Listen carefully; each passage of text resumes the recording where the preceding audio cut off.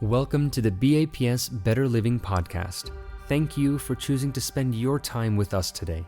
Each episode in this podcast aims to inspire each of us to take a step back from our busy lives and to actively listen to content that can enlighten us towards expanding our consciousness and towards deepening our spirituality. Listen in and let this episode inspire you. Let it encourage you to have fruitful introspections and, most importantly, let it help you be better and do better. I absolutely love the fall season. The weather gets colder and it's actually nice walking outside. But it's also a reminder that the summer is over, and generally, so are the major vacations we take in a year. Whether it's Memorial Day, Independence Day, or Labor Day, it seems everyone is just happy, either celebrating with friends and family, enjoying a get-together in the backyard, or traveling. My family and I were in Chicago in July for Independence Day, and the kids were running around in the backyard watching the fireworks in the night sky. To them, the holiday was about having fun. The concept of freedom doesn't truly mean much to them just yet. But honestly speaking, aside from understanding the theory of freedom from what we learn in history class during school, the experience, if you will, of freedom doesn't truly resonate with me either, given that I've been living in a free society my whole life. From a US perspective, desiring to be free from the oppression of the British Crown, the 13 colonies banded together and collectively drafted the Declaration of Independence. For them, freedom amounted to 3 inalienable rights: life, liberty, and the pursuit of happiness. These foundational rights are the basis of the US Constitution, the very document that can be seen as the principal text for Western thought when it comes to politics, governance, and human rights. Growing up as a Swaminarayan Hindu, it was difficult to assimilate in the 1980s. No matter how well I spoke, how many friends I made, the differences were just too apparent. From the tone of my skin to the food I ate, and to my parents being first-generation immigrants, it made me feel I was different no matter what I did.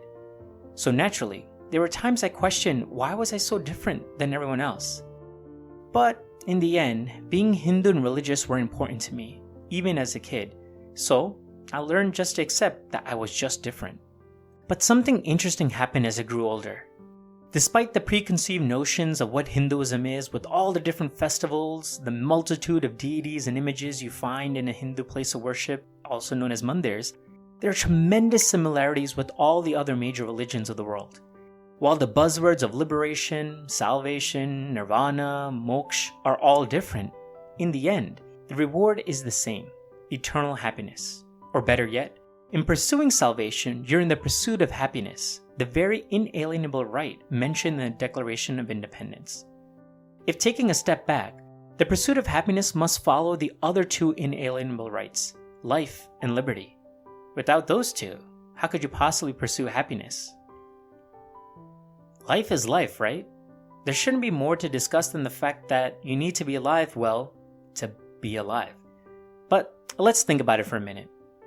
National Geographic cites a 2011 study that estimates that there are 8.7 million different species of plants and animals that are in existence today. Of that estimate, though, only 1.6 million have been identified. This number of 8.7 has changed throughout the centuries. Carl Linnaeus was a famous Swedish botanist and naturalist who's most known for creating the system of naming plants and animals, a system that we actually use today. In 1735, he estimated there were roughly only 4,000 types of species.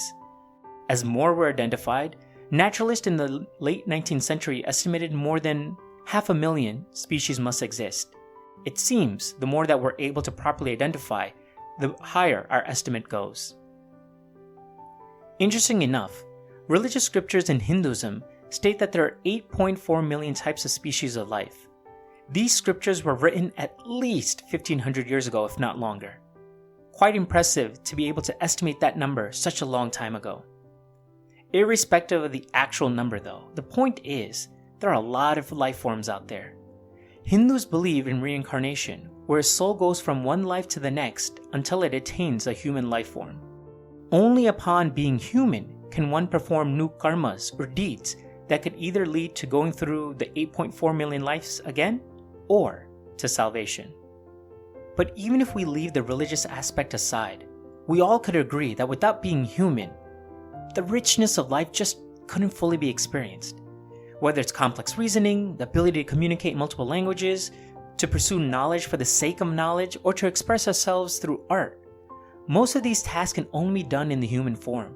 So whereas animals are preoccupied with survival, humans have evolved to spend their time in other endeavors towards the pursuit of happiness. Being human allows us to seek our path in life that is outside of just surviving. But anytime there are infringements, limitations, or boundaries on that liberty, we immediately think it's unfair or unjust. After all, who doesn't want to live according to their own wishes, to pursue happiness as they deem fit? There are a couple of things to consider when we talk about limitations or boundaries, though. Obviously, some rules are there for our protection and to ensure our safety. For example, stopping at a red light or not stealing from others. These type of rules make sense because in reality, we're not individuals living in isolation from one another, but rather, we're an interconnected group who live and share in the same communities, states, and nations. In order to consider our well-being and the well-being of others, we're willing to abide by certain standards. I mean, I would much rather stick to the right side of the road while driving than wanting to exercise my own liberty and drive on the left, not knowing if I'm going to make it home on a given day. But going past that though, there are other rules we see all the time. I'm a huge fan of basketball. The purpose of the game is quite simple. You have two teams, and the object is to score the most points. But anyone who watches basketball, or any other sport for that matter, knows there's a huge list of rules that are part of the game.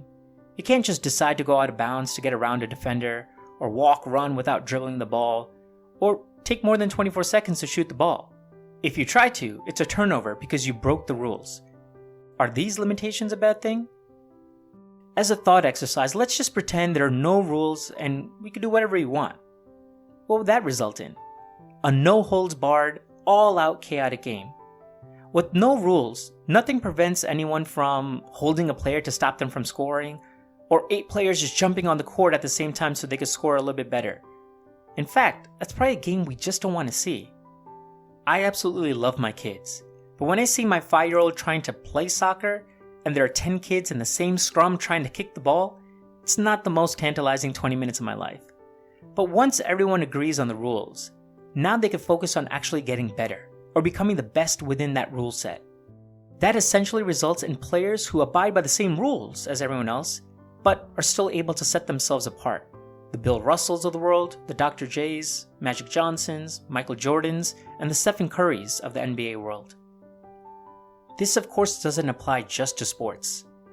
Nedra Glover Tawwab, the author of Set Boundaries, Find Peace, A Guide to Reclaiming Yourself, a New York Times bestseller, mentions in her book, the ability to say no to yourself is a gift.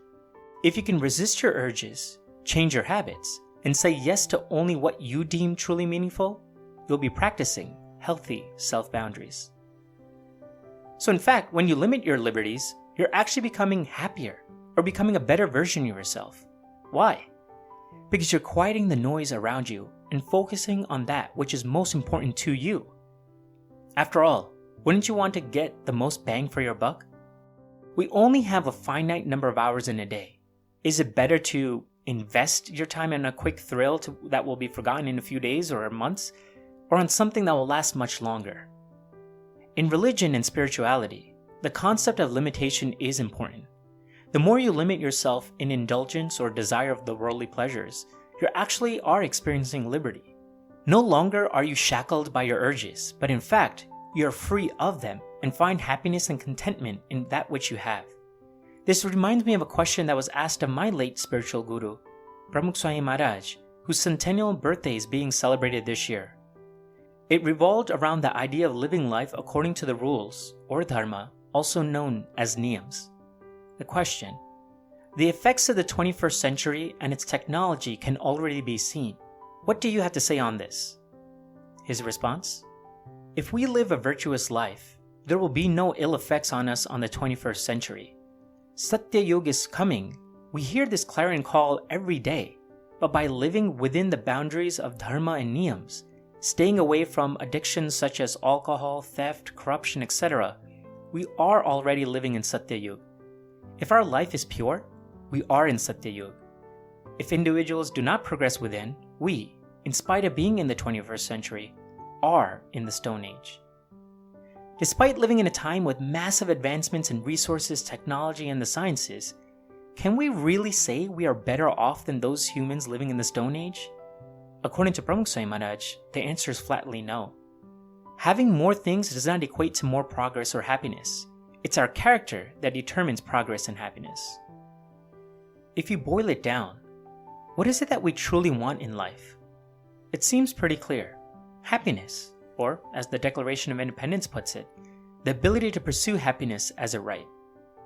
If all we want in life is to be happy, shouldn't we already be so? The average age of an American today is 38.5 years old. Fun fact, the youngest country in the world is Niger at 14.8 years old. But shouldn't we be good at understanding what makes us happy if we've been doing so or trying at least for 38.5 years? As kids, typically, games and toys brings us joy, but that joy only lasts until it breaks or we get a new toy. As teenagers, it's new clothes or phones, but again, that only lasts until the new fashion trend starts or the next iteration of the Samsung or iPhone is out. As young adults, it's getting a good job and maybe buying a car, but again, that satisfaction lasts for only so long. How about when we finally make some real money, can buy a house and go on our dream vacation? No doubt, those things do bring us happiness, but lasting happiness, it just seems to evade us as the house ages or we realize just how much we have to pay to maintain it. It seems most of the time, we go after materialistic things in the pursuit of happiness. We see the trends as we age. We buy something because it's new and shiny, but as the shine fades, so does our want for it. We then focus on the next thing, and the cycle continues and continues. If we know material things only brings us temporary happiness, why do we keep going back to that well? Maya Angelou, a famous poet, author, and civil rights activist, suggests a reason why we do this. She says, "Somehow, we have come to the erroneous belief that we are all but flesh, blood, and bones, and that's all. So we direct our values to material things. Our pursuit of happiness is flawed precisely because we see ourselves as nothing but this physical and mortal body. While we may feel immortal, there are only two things that are certain according to Benjamin Franklin: death and taxes. To seek true happiness, we have to think of ourselves as more than just this physical body. This is the essence of most religions around the world, to believe ourselves to be the soul. This all seems heavy, I understand, but in the end, the pursuit of happiness begins and ends with us understanding we're more than this body. The liberty we seek isn't just from tyranny, but liberation from material things, including our own bodies. It's something that is absolutely difficult to do, but the only way to attain everlasting happiness.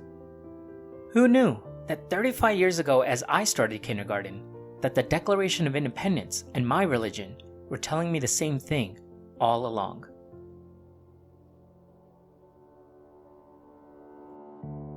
We hope you enjoyed this Better Living episode and that it added value to your life. This episode and all content on this channel is created and managed entirely by Swamis and volunteers of BAPS from around the world.